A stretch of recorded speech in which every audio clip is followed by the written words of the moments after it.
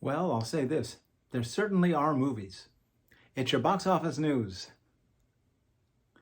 Hello, I'm Daniel Kay, and this is a February weekend to talk about.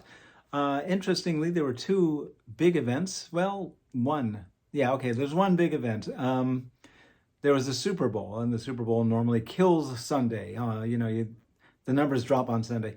And right now, today, Monday, the day after the weekend, it's Valentine's Day, which means they had to release at least one romantic comedy in order to try to pry that money out of lovers. And the Super Bowl is not reflected in the box office. But in the top 10, there are three new movies, and one of them is a romantic comedy. So let's get right to that. Coming in at number one, not the romantic comedy, but strangely about love, Death on the Nile. This is from 20th Century Studios, which means now it's owned by Disney. And it was ready last year during the pandemic, but it's been so long in mothballs because people were going to movie theaters that we've had time to completely ruin the reputation of Armie Hammer, an actor who I have never understood the appeal of, but I have a feeling it has something to do with the fact that he can buy his way into movies. Death on the Nile made $12.9 million. I saw the movie, and I already knew who did it, but it's swell if you don't mind the fact that Kenneth Branagh is really, really happy with himself as a director, and he maybe puts about a half an hour more Death on the Nile in there than needs to be. So be it. But, good entertaining whodunit nonetheless. That's coming in at number one. Coming in at number three, after Jackass Forever, is Marry Me, starring J-Lo and Owen Wilson. There's your romantic comedy for you. It's from Universal Pictures, not owned by Disney, and it made $7.9 million. And I've seen the trailer dozens of times, and I don't really know what happens in it. I mean, I do. I know so well that you will never, ever, ever, ever be able to get me into a theater to see it, but I'm sure it's pretty entertaining. Coming in at number five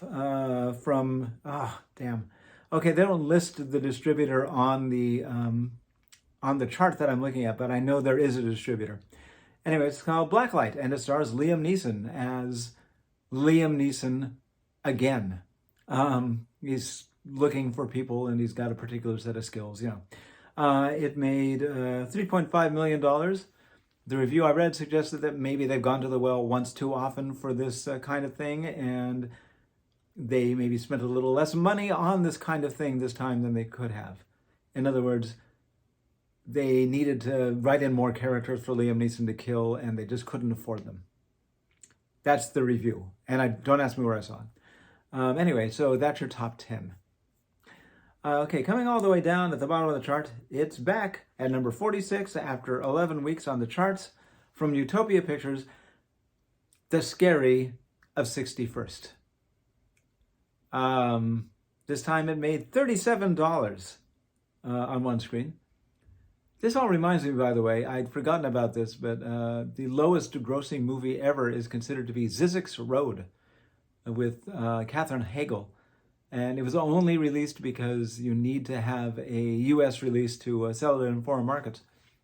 It made $6. It would have made $18, but the cinematographer found out that two of his friends had paid for tickets, and he got them refunds. So anyway, I guess The Scary of 61st did pretty good, don't you think?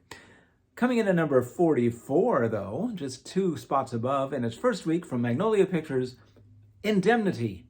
This appears to be a South African movie, kind of a film noir, and it's 2 hours long, and I think film noir can usually support about an hour and a half, so maybe that's why it didn't do well. But it did make $165 on 4 screens, or $41 per screen, which puts it $2 per screen above The Scary of 61st. Fascinating, right? Right.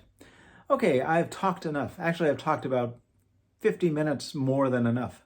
I'm worse than Kenneth Branagh. Thank you for watching the Box Office News. I'll be back again next week. There are 2 wide-release movies, and it should be at least a stab at being interesting. Bye for now.